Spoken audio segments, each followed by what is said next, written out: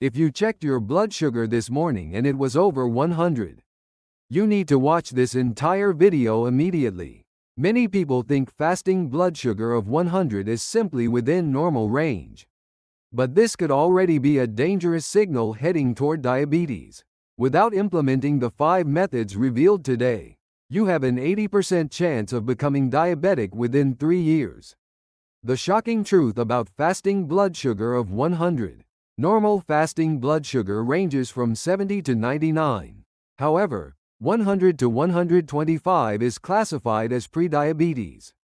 While many doctors treat this number lightly, recent research shows that once fasting blood sugar exceeds 100, 50% of pancreatic beta cells have already begun deteriorating.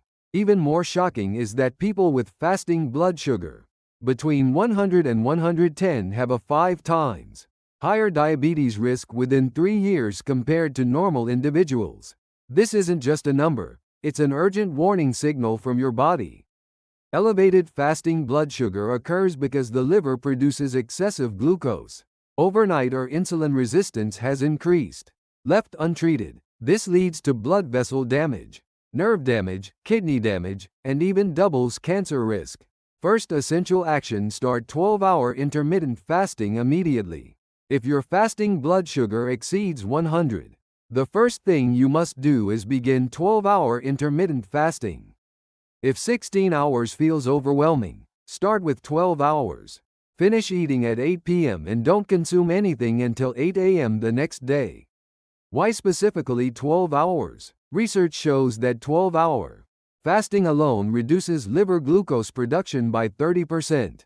The gluconeogenesis process, where the liver creates glucose overnight, decreases, naturally lowering morning fasting blood sugar. More importantly, 12-hour fasting immediately improves insulin sensitivity. Just 3 days of practice can drop fasting blood sugar by an average of 15 to 20 points. 1 week of consistency can bring numbers from over 100 down to the 90s. Real case example: 45-year-old Mr. Johnson started with fasting blood sugar of 108, and after 2 weeks of 12-hour intermittent fasting, it dropped to 94. This happened without any medications or exercise. When starting intermittent fasting, don't be abrupt. Begin gradually with 10 hours for the first 3 days. Then extend to 12 hours after a week for safety. Second essential action: cut carbohydrate intake in half immediately. The most direct cause of elevated fasting blood sugar is excessive carbohydrate consumption. The average American consumes 65% of total daily calories from carbohydrates, which is 20% higher than WHO recommendations. Cutting carbs in half doesn't mean reducing your rice bowl size by half. It means limiting your total daily carbohydrate intake to 50% of current consumption.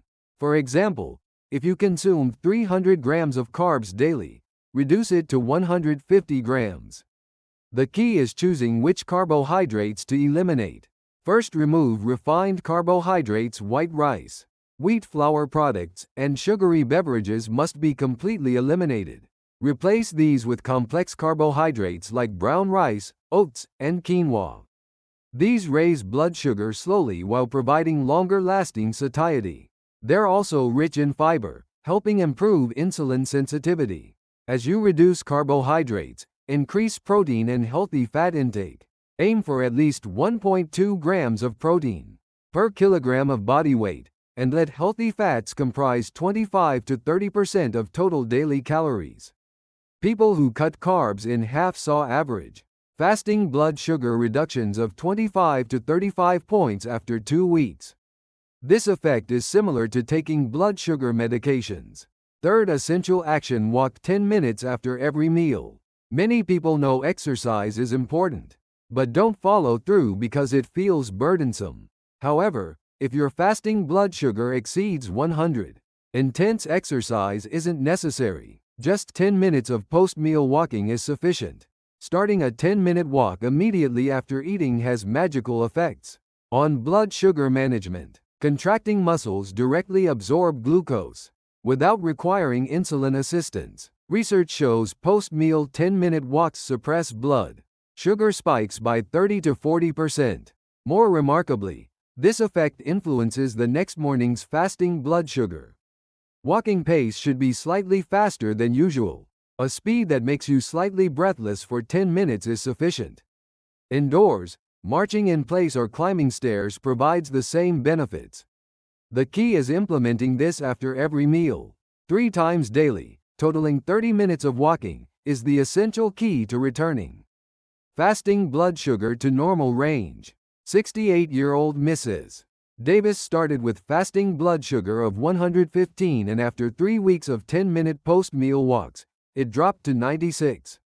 This was achieved without any dietary changes. However, there's one more crucial fact here. Walking timing determines effectiveness. Fourth essential action: secure at least 7 hours of sleep. Few people know the relationship between fasting blood sugar and sleep. However, sleep deprivation is a direct cause of elevated fasting blood sugar.